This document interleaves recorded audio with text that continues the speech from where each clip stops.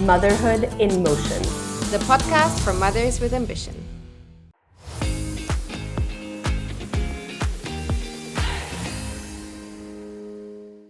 Welcome to Motherhood in Motion, another episode which we are really excited about. What we're doing is we're going to have conversations about what it looks like when mothers are actively navigating the spaces in between all kind of things. It's between roles, identities, seasons, geographies, all the challenges that we constantly have in our lives. Between who we are and who we are becoming. And what we're seeing in our research is that there is something really important, that ambition doesn't disappear after motherhood. And that's something we really truly believe in, and which we build all of our episodes on. It recalibrates, yes. It clarifies, yes. And when the conditions are right, with the right support, the right community, the right infrastructure, it builds into something that mostly extends far beyond one woman's life, because it becomes more purposeful and more than just the career ladder. And that's why today's conversation is about these kind of things, about what it takes to hold a community together from the inside, about what crisis reveals, about who we rely on, who steps in,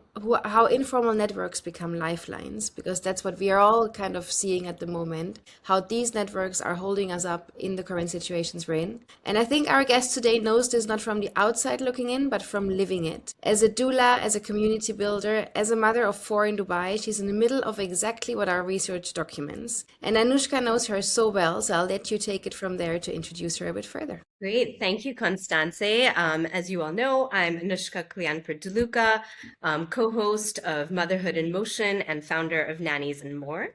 In the last episode, you heard us speaking with Isadora Key, one of my former colleagues who worked in gender and emergencies, who spoke to us about the different patterns around gender that we see in different crises around the world. She, helped us get a framework around the care distribution or redistribution, the professional disruption, the way ambition goes underground rather than disappearing, even in times of crisis. The conversation gave us that framework, right? Today, we're taking this conversation much closer to home. Our guest is someone I admire enormously, someone who is a community builder, as Constance mentioned. She personifies community infrastructure as a human. And I am so grateful that she is not only a doula and birth support specialist here in Dubai, but she's also just the most incredible person that supports twins and multiples. As you all know, I am a mom of twins, and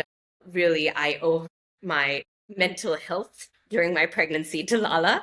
So thank you so much for that and for being here today. Lala actually supports families through some of these most significant moments, including loss, birth, IVF, those early weeks when, it is really raw and vulnerable.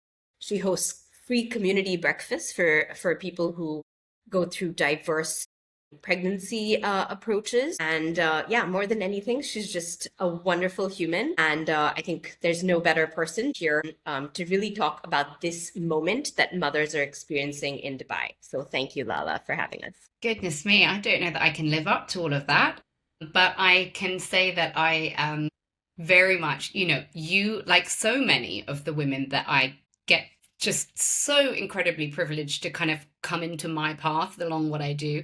I cherish the relationship that's come out of that, and the fact that, we have this friendship, and it's absolutely wonderful. So thank you. And I will try to live up to that high praise and high, very, very esteemed introduction indeed. To start the conversation, we always want to know a bit about your background. But I think in the pre-discussion we just had, you said a lovely sentence, and you were like, you want to talk about ambition, but I didn't climb the corporate ladder. That's not what my ambition looks like. So I wanted to understand a little bit, because that's what we believe 100% as well. That's not what ambition only looks like. How does your ambition look like in the last years, and how is your background? Just tell us a little bit about it. Yeah, so I think that I was one of those people. I have children. So my children now, I have 4 children. I have a 15-year-old son, a 13-year-old daughter, and I have 10-year-old twins. And I look at them and it blows my mind that we're trying to ask people that are aged 15 what they think they would like to do with the rest of their life. It just absolutely blows my mind, because I had absolutely no idea. Even just committing to things like your university degree, when you have so little concept of what you're actually taking on in terms of the debt you're committing to that for most people. Let's face it, in undertaking that, and what path that's going to lead you down, what you might do with that. And I think that's an ever more pressing thought process in a world that's now fueled with AI and all sorts of things that we didn't have to think about as well. So I took a couple of years out. I was very fortunate to do some traveling and do some work in London. One of my big passions was always writing, and I've always loved cooking, which I still get to kind of weave into both of those, what I do now. And so I actually my degree was in English and publishing, but I didn't do loads with it. So I was very, very gratified in the recent years when I did get to contribute to publishing a book. I was like, finally, see, it came in, the debt was worth it. But really, it's in having my children. So my husband and I have lived in different countries around the world. And we had our first 2 children in the UK. And we had our twins here in the UAE. We've had times in our lives. So my husband and I met when we were babes. We were 24. And I very much was sort of the person working and supporting whilst he trained to do what he does now. So he's a pilot.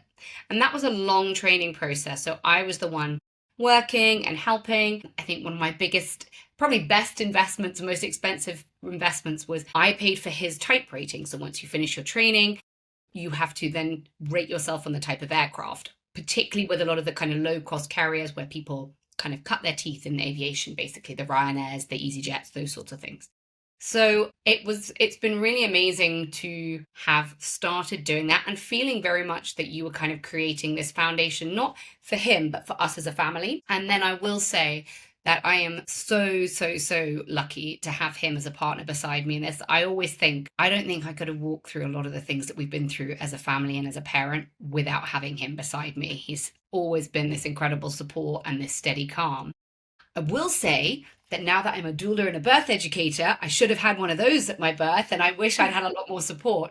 But bless him, we didn't know what he didn't know, and all those sorts of things along the way that I've learned. But it was having my last 2 children particularly that organically changed everything that I did without it really ever being a considered next step. It was just sort of, it was a bit self-serving initially. So we had moved to Dubai, and we'd been here less than 6 months, and I had a surprise twin pregnancy with monochorionic twins. That means they're identical twins that share a placenta, and the rare 10 to 15% that develop a really nasty condition called twin-to-twin transfusion syndrome, which in a nutshell means they don't share the blood flow evenly. And it's horrid. It's fatal in up to 90% of cases without surgery to save them. And the surgery gives you about a 60% chance that one baby will survive, a 30 or so % chance that both babies will survive, and about a 30% chance that neither baby will survive. So it was a really incredibly challenging time, especially when, as you both know, having lived in other countries, you really need that first year or 2 to kind of bed in, find your people, find the people that you can call in the middle of the night and say, my husband's on a flight. I think I need to go to hospital. Will you be there? And it doesn't feel like an ask. They're the people that you just know are going to show up for you and be beside you through it all. And I wasn't there yet. I didn't have that. And I had a 1-year-old and 3-year-old as well. So it was an incredibly intense time. And I was very lucky to come across the group Twins Plus Arabia at the time. So that was who I kind of came across first. And it was a wonderful kind of Facebook community. And it still is at its root. It's still got a great Facebook group. And it's brilliant for resources, for just support. Having twins and multiples is one of the greatest joys of my parenting, and hands down one of the greatest challenges as well. And basically I came upon them and started to do some little coffee mornings. There were about 4 of us who got together, and they were my lifeline.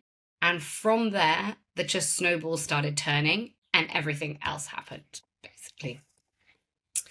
So in a nutshell, kind of went down the rabbit hole of having twins. For the first 6 months of twins, I always say that's when it's your season for, if you are breastfeeding, it's very intense. It's so different to being able to just go out with one baby and, feed them fairly discreetly under a nursing apron out and about. I used to have a massive nursing cushion and like a big muslin kind of nursing apron. I'd be like wonderful Bedouin tent in any cafe or soft play that my kids were in. But it was always a real logistical challenge. And as I came out the other side of that, actually not out the other side of that, the next community that I kind of stumbled across or had need of personally was Small and Mighty Babies, which is our, again, support group. We're in Dubai. So for anyone who's unfamiliar with the Dubai system, it's very difficult to be a charity here. And not-for-profit doesn't really exist easily in the same way. This is something I would love. This is definitely an ambition I'd love to see changed. But again, I'm not really at the level in order to be able to enact that change, but I look forward to that day. They are a support group that support people with babies born poorly or preterm requiring NICU care. And we've got babies born as early as 23 weeks. I think the smallest babe that I was beside was 450 grams when she was born. She's absolute champ. She's amazing. She's phenomenal. And I wanted to speak to other mums who had been in NICU and been in NICU with 2 babies and had that, heart-wrenching thing. I gave birth at the Corniche in Abu Dhabi, which is a really big unit. It's about 60 beds. And my twins were in 2 separate rooms. So whenever I was beside one, my heart was beside another. It was such an incredibly intense time. And you're going through postpartum, right? And that gets completely put on the back burner because you are just firefighting the scene in front of you of supporting your babies, trying to establish a milk supply. Your recovery and the fact that you've been through major surgery is kind of, parked over here. So these were 2 communities that were just such a lifeline to me and that I started becoming a very big and active part of and started being part of the admin team for, arranging support events for others. And then it was within that first year after having them, I remember being asked, would you be there when the babies are born? I'd sort of started going and helping at a few situations where women that I'd met through these support mornings, one baby had come home from NICU, but one baby hadn't yet. And you can't take a baby that's come out of NICU back in because of infection control. So I would sort of feed and pump and put my babies down for their nap. And in the trusting hands of my helper or my husband if he was home. And then I would go to hospital and I'd sit with that baby whilst mum could go in and visit the baby that was still in NICU. And it really just sort of showed me how much support we needed. And that support starts from birth. When you have babies that are whisked off and need to have some extra care, mum's often left by herself, because for most mums, I think this is a really interesting point for a lot of mums, those babies, it's all we care about. Follow the babies, go to NICU with them, stay with them. And your partner's like, but I want eyes on you. Are you okay? I need to stay with you, etc. And it's this first kind of little bit of conflict where you really see that actually the emotional support and that kind of practical, physical space holding is really absent in scenarios like that. So it became a big passion of mine. I started births and I thought, I've become a doula accidentally. So I went to the UK and I trained with the wonderful Kiki Hansard at Birth Bliss Doulas, who I now work as a mentor for new doulas. I trained in hypnobirthing, childbirth education, baby massage, lactation counseling, all sorts of things along the way.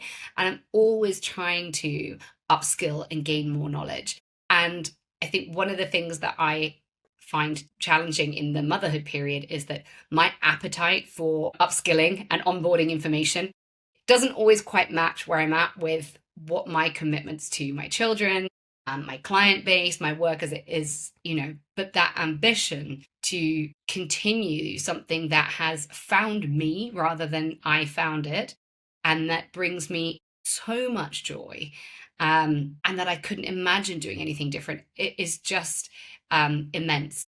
So I think when we talk about ambition, so often I think of it in that corporate sense, but mine's been so different from that. At the moment, I'm also doing my counseling course alongside this with my ultimate plan of when I can no longer kind of, open my eyes to stay awake through the night supporting birth, to segue into becoming a perinatal psychotherapist, which is what my sort of next ambition is. Oh my gosh. That was fantastic. You perfectly described, or you're the perfect example for what we describe as ambition, right? So there's a book that has really influenced Constance and I called The Power Pause by Neha Rooch in the US. And one of the things she does is reminds us all of the definition of ambition in the dictionary. It is not just climbing the corporate ladder. Maybe for some it is, but at the end of the day, it is actually being determined to be really good at something. And why I think this is especially relevant to your description, Lala, you told me your goal of wanting to do this perinatal counseling piece when you were working with me, which was 2.5 years ago, and you've stuck to it, which I think is so impressive. Because as we as moms are navigating work and life and choices and times like the one we're living in Dubai and the day-to-day plus the big picture thinking, it is really hard to stick to those longer term goals. But I think that's, you were one of those people who does such a good job of that. So that's always really inspiring when I speak to you. So thank you for sharing that comprehensive description. Being a mom of one, I'm kind of looking at both of you thinking, wow, like there is so much else out there, but it's so much joy and courage that comes through everything you were saying, which I find very, very impressive. Because if you have a husband that is a pilot, it's also, from what I hear from friends, it's also very not plannable, right? I mean, the schedule is constantly changing, and you need to be very flexible having 4 children and being able to do all of this with help or no help or whatever, how you're going to do it. Now, the current times in Dubai have, of course, impacted everyone. And I mean, probably your husband a lot, but also probably you a lot, because I can imagine for women going through pregnancy, going through postpartum, everything is a bit more challenging in the current times. And how do you see this in your role? So how do you see women coming together, supporting each other? That's something we have heard from Isadora last week, that it's really always something that happens. But how do you also see your role being different, and just you as a mother as well in that current situation? 100%. And I think I thank you, Anushka, for your, for cheering me on there and beginning things. I'm not sure that I would have, had I known what March 2026 had in store, I'm not sure if I would have started. I started both two things, my counseling course and an investing course, because again, a big part of being a parent, and especially with children in this age bracket, is the modeling. You're always trying to model and show that you can continue, like learning is one of our greatest privileges and greatest assets, right? And that we're always trying to upskill, and things that should be taught in school and aren't. Why are we not being taught about getting a mortgage, investing, getting on all of this sort of stuff? So I'm really trying to model that for my kids, but also it brings me a lot of fulfillment as well, and it creates that independence. I mentioned a little bit, I have to give a shout out, like my support system is incredible. So I have a phenomenal helper who has been with me for coming up for 12 years now, which in Dubai is a real relationship. And we know her kids. She's also a mum of 4 as well. So I think that really helps. And her role has changed over time, because obviously there's a lot less of what the kids need day to day, but she is able to housekeep and keep on top of like making sure there's food on the table in the evenings when I am working. And my husband is incredibly supportive. He is the most, I hate the phrase hands-on dad, because why, we don't hear hands-on mum, do we? Right?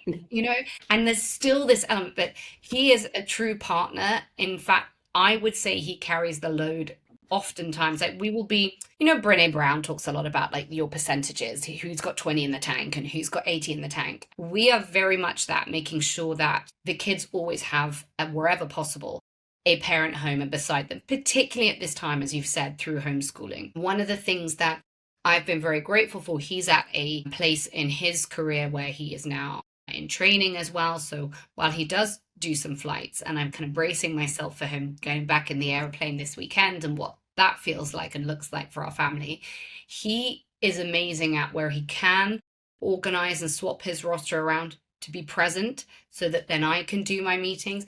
And there's never ever he's never once ever belittled what I do. Not that he would, but our salaries are not equal, but equally we would not have the life and some of the travel and the things that we do without me working. And I wouldn't be the person I am without having the joy of the work that I do as well. It makes me an all-round better parent and a much more fulfilled person. But that teamwork, that foundation of teamwork is huge to me, especially at the moment, because what I don't want is I'm off supporting a birth at night. He's in, flying or in the sim, and you've got loud noises and things going on, and the children not having one of us there. Our helper, she's phenomenal. I have to give a massive shout out to Jojo in this. But she loves being involved in things like the Wednesday morning breakfast that Anushka was talking about. And I do like a toddler thing. We do an afternoon of remembrance for pregnancy and infant loss week. She's a huge part of that. She's also a preemie mum herself. So a lot of the things that I do, she loves getting to be a part of as well. It's a very, that foundation for me allows me the freedom to do a lot of the things that I do. And that is absolutely huge. And I think at the moment, honestly, we are just sort of adapting day by day to see how we can best parent in this. I mean, one of the priorities will be this afternoon after this, getting the kids out and about, off a screen, going out in the sunshine, and that is a huge necessity and a huge joy. We're all trying to make sure that we prioritize exercise and movement. Pilates is my lifeline to sanity as well. I love it because it feels like you're doing resistance training alongside a mental Sudoku and trying to do. So for me, it ticks all the boxes. Bit of breath work, it's great. But those core relationships with my husband, with my helper, and with the teams that I work with. I am by no means a one-woman show. I am so privileged to work alongside women like Anushka, like Suman and Cassie at Twins Plus Arabia. Cassie runs IVF Support UAE. There's so many of us that overlap. The other incredible admins behind Love Through Loss, such as Emma Bell, who runs TFMR Mamas. We are not one single entity. And that's something that has always been really important to me, is never to be proprietary over anyone's support system. And I think that's something that you can see in this market, because I do understand that there are certain groups that are monetized and things like that. But I've always tried to stay very true to that core for the way that we approach things. And what ultimately with our groups, we also have an incredibly broad demographic of women within there, from women who are in the lower income brackets here in Dubai, who've maybe given birth here without that being the plan. They've given birth prematurely before they had planned to return to a home country to give birth. So again, it also helps to level the playing field of everyone being able to be part of that community. But it's something I'm very, very passionate about, is that support systems should never be proprietary. It really is about just creating as many avenues of support and connection, particularly at times like this, as possible. Absolutely. And I think that community resilience, that community infrastructure is something that you and this ecosystem here in Dubai has really created and supported. So one question that we have for you is how has that changed as a result of this current situation we're living in? How has the community changed, and what has changed in terms of what mothers are asking for? So I am seeing this on kind of the micro and the macro. So on the micro, I have seen clients leave. So my client roster is quite dynamic at the moment. And I'm trying to, work out how I can connect with them with doulas and communities back home if they don't already know and have that access. Can I offer virtual support? Is that something that's helpful? Because again, we did this during COVID times. There was a precedent already for virtual doula support, lactation support, postpartum support, all of these sorts of things. So being able to say, listen, I'm here, you can reach out. So I'm seeing that on a personal level. And again, trying to find that balance. I'm not a very good marketeer, and trying to find that balance of not looking like you're kind of doing a lot of promotion work, but also to say, I am here. My family are committed to being here. Our jobs are kind of essential on the ground. I was going to say boots on the ground, but that's not a phrase I want to use at the moment. But on the ground jobs, we can't port them. We do feel very lucky to feel very confident in the way the UAE is caring for us all. Obviously, would love it all to resolve. But one of the things that has been challenging is that whilst I have my children homeschooling, I can do less of the community events. So a lot of that is taking place online. One of the things Anushka and I need to connect on is how can we create a few more pockets of little events out and about in places that are appropriate. So we're also supporting local businesses, particularly other, women and female founded businesses out here. How can we tie it all together and make sure that we're supporting that community and connection, and doing it in a way that feels emotionally and physically safe for everyone as well? Everyone's nervous system is being rattled by this a little bit. That's the other thing I would say I'm seeing a little bit as a doula is I've had some of the most beautiful births that I have supported in this month of March. And I've had some where, women's adrenaline and cortisol levels are through the roof. And I'm just trying to turn up the spa sounds just to kind of, drown out what you're hearing in the background. And while we can't pick apart causation and correlation, we know that things like that can lead to increased levels of postpartum hemorrhage, longer labors, a more intense birth experience, because the oxytocin that's needed in the body and the endorphins, they are going to be directly counteracted by having high adrenaline and cortisol levels. So that's kind of my individual experience as a doula. On a community level, I think never ever has connection felt quite so important. And I think that is something that's beautiful. I think Dubai works on community platforms like the Facebook groups, like nowhere else I've lived. And I've been blessed to live in a few countries. I think it is truly one of the places where you see social media show up in a very constructive way. And I would also caveat that by saying you have to be your own barometer about what's helpful for you to be ingesting. And I think one of the things I'm seeing a little bit of in the groups at the moment, I can feel it and hear it and be aware of it in myself, is who you need, what's useful for you to be listening to, reading, and hearing. And I understand that everyone is going to make different decisions based on what's possible for their family. And that comes from a passport and a visa point of view. That comes from a financial point of view. That comes from, how old your children are, what stage of education they're at. And it also comes from whether your jobs are something that's possible to either port to another country, do remotely, etc. And there's a lot of people for whom that's not possible. And I think there is a deep sense of connection and kind of resilience within people who are making a similar choice to you at the moment. And I think what I'm seeing a little bit that could be a bit divisive at the moment is this: should we do this? Should we return? All of those. No one else can be your barometer. You've got to decide what is right for your family. And I think that's one of the wonderful things about sort of getting to be the ripe old age that I am now in my mid-40s is I've lived here now for 12 years. I have a really good core group of women, and I have a really good core group of people who are here. We sort of call it the Thelma and Louises. We're in it to the end. And that for me is the greatest sanity saving in all of this. Having that little check-in each day really has been so helpful. And for anyone who is listening to this, anyone who is struggling, anyone knows of anyone who's struggling, please, please reach out. Because if one of us three doesn't know the right person, or if we're not the right people, there's a very good chance we will know who to try and connect you in with. So please, please don't be in this alone. It's a time for solidarity. And I think that resilience in ourselves is very much fed and fueled by the community in the same way that angst can be. So it's just finding where you fit in that and which tribes help support you in that. So much in there, and I feel the solidarity piece. I left Dubai, I'm now in Germany, and I'm realizing what you're saying is so true. Like Dubai, because of its size, because of its demographics, it's such a community-based place. And even today, not being in Dubai, I reach out to my community in Dubai to kind of have connections, to feel that support. And I find it is one of the most important things for me to be able to live my ambition. Without Anushka, I would not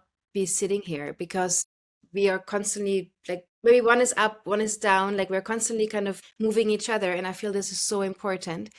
And I was wondering, because you have had so many conversations with so many women, which I think is the most amazing thing that you can say. What do you think at the moment mothers have, like what mothers need most right now? Because what I'm realizing is that it's a lot on mothers. It's a lot on mothers with ambition. It's a lot on everyone. But specifically for mothers at the moment, what do you think they need most right now? I think it depends. Are we talking about kind of mothers here in Dubai during the current situation? Yeah. I think within that, we need community. Absolutely. Community support is the foundation of it. I think all of us would like more clarity, and I'm not sure that we're going to get a lot of that.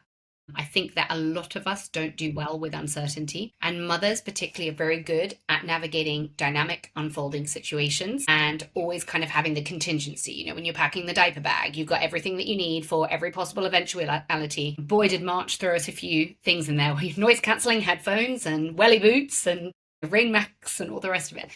But I think, I think that sense of community is huge. I think that helps at times of uncertainty. I think there are some incredible well-being providers out here. And I think one of the things that COVID taught us was prioritize your mental health, prioritize your physical health, because the two are so interlinked. And I think that women are becoming so much better at that. And I think that comes from a really good support system. So even if it's just things like actually, getting on, I always say to women, don't wait for support to come to you.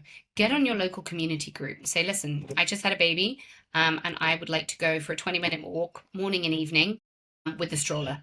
Who else is about? And they do not have to be your forever people. One of them might be, but they might be just the people you need in this season and this chapter. And going out and just being together, I think can bring such a sense of kind of comradeship in this whole thing. It really does. And that is absolutely huge. One of the things I'm obviously seeing is parents trying to decide if they're at that sort of stage of between about 30 and 36 weeks, should they go? Do they want to get to the point where they are too late in their pregnancy to travel? Whether there will be exceptions made for that, I don't know down the line, in that comfortable period of sort of 30 to 36 weeks. I have got people who've got newborn babies who are trying to work out what getting documentation to be able to travel looks like, because that's the other thing, is if you choose to have a baby here, where we still have, and I have to give it a shout out, the care is exceptional. I have not seen any of the OBGYNs that I work with frequently. No one's left. They are here. Dubai is operating incredibly. The care that we get in the hospitals and that's available to us, the access to healthcare, is still phenomenal. It is phenomenal. And I think that's something to remember. I think it's very easy to kind of put in perspective that, yes, the effect on the nervous system of what we're hearing is very real. And get your mental health support in, do your Pilates, go for your walks, connect with friends, do what you need to feel grounded and as emotionally safe and resilient as possible. And I think it's also understandable to acknowledge that there's that, that Dubai is still functioning very, very much. And that certainly is the case when it comes to birth. And I have, got clients who've been able to get emergency travel documents if they've decided that they want to go and spend some time overseas as well. So please, for anyone who's out there, try not to panic, because I would say that from everything I've seen, the authorities of every kind of consulate are trying to be as helpful and understanding in the situation as well. And again, this is where our groups are so amazing, because you can go on and say, hey, has anyone been in this scenario? And it's so likely that someone else has done. That's like basically what I'm hearing. Just get what you need and dare to get what you need, which sometimes for women is a bit challenging because we kind of not always ask for what we need. But I think that's what I'm hearing, which I will take with me as well. I think, you spoke about how uniquely people in Dubai are able to use social media to actually connect with other people. I was floored by how active and supportive the moms groups are. I feel like I'm part of at least 5 moms groups, whether it's in my community or the nursery or, the one that you run, the UAE support group. We obviously run one for nannies and more as well. I think... Yeah, at the Twins Plus Arabia, all of these groups are so useful in, whether it's tips or supplies or emergency questions. So yeah, for anybody out there who is not aware of these resources, please do reach out. Lala, we will put your information out there on Instagram and elsewhere, but I'm sure everybody who needs you will find you. I know when I learned I was pregnant with twins, I was told by literally 5 different people, there's no question to reach out to Lala. So I think, people are aware, and hopefully everyone who needs you will find you. So thank you for all of your support. I think that's the hard thing, isn't it? Actually, that sometimes it's wading through the fact that there is so much out there to get to where you need to be as well. Yeah. And working out what serves and supports you. But absolutely, I am still teaching antenatal classes in person, and there's always the option to join online if that makes you feel more comfortable or the circumstances dictate it or you need to travel. still working as a doula, still offering lactation support. And usually I do have the most amazing backup team that I work with within my doula work as well. And we are 50% here in person at the moment, but soon to hopefully be a full community again. So there is support here if people need it. And yeah, reach out to any one of us. And as I said before, if we're not the right people, that is one of my most important things is not being proprietary about it. I think that's something we can see in the system here in the UAE a little bit, because obviously our individual clinics and care centers and hospitals and stuff, it's a business. And so there isn't much cross referral. When you step into the more holistic world, I think, and especially the mum networks, then you find one of us, you find all of us. And, people go, I'm not the best person at this, but I tell you who you should speak to. And that's something that I think is so, so, so valuable in this. Absolutely. Okay, I might have two more questions. If you were to leave a mother with ambition, navigating this moment of uncertainty, but clearly has these goals, whether they are through the corporate ladder or they're being determined to become a doula or be really active in their community, but they are having to make these tough choices with their time, what would you say to them? So I'd probably say what I try to say to myself is focus on the woman in front of you. Focus on making that difference there, and then allow it to grow. Now, I think it's very easy for us to put a lot of time pressure on ourselves. And I think that's something that as women and as mothers and in this season of our lives, we often feel quite time poor. And I think it's giving yourself grace to say, I don't have to do it all right now. What can I do now? What's attainable to me? Because also, if you're anything like me, whatever you do, you want to do it well. You don't want to do it kind of like half-assed. So what can you do now? And none of us were kind of prepared for quite how intense March was going to be. And so when we do drop the ball or the plate or whatever you're spinning, give yourself grace to say, I am doing my best in this. And I do have the intention to do this. And I am going to do that. And what can I do today, this week, this month, this year? What is my longer term goal, and how do I work towards setting the foundation for that? And I think that's the biggest thing. If I could just say one thing to every woman, I would say, give yourself grace. Speak to yourself the way you would speak to the woman that you love most in your life, the women that you love most in your life, and give yourself grace, because we are doing an amazing job. We're often holding down an enormous amount of things and keeping everything running around us and trying to regulate lots of little nervous systems as well as our own. So have grace for yourself to not need to do it all right away, because if that passion is there, it will continue to burn and grow, and you can feed it and stoke it and upskill in the way that feels attainable to you, because burnout is real. We see that in for so many as well. So just doing it at the pace that feels attainable for you as well. Because in all of this, I have to also remember that the days, I cannot believe that my children are 15, 13 and my twins are 10. It goes by so quickly, but the days and nights can feel very, very long. So it's trying to sort of remember that you are in there too, and give yourself just that grace and that patience as well. Thank you, Lala, for leaving us with your words of wisdom. Thank you so much for being on our show today and for all of the support you provide to moms all over the UAE every day. So thank you, and thanks everyone for listening in. This is Anushka and Constance signing off on Motherhood in Motion. Thank you. Motherhood in Motion. The podcast for mothers with ambition.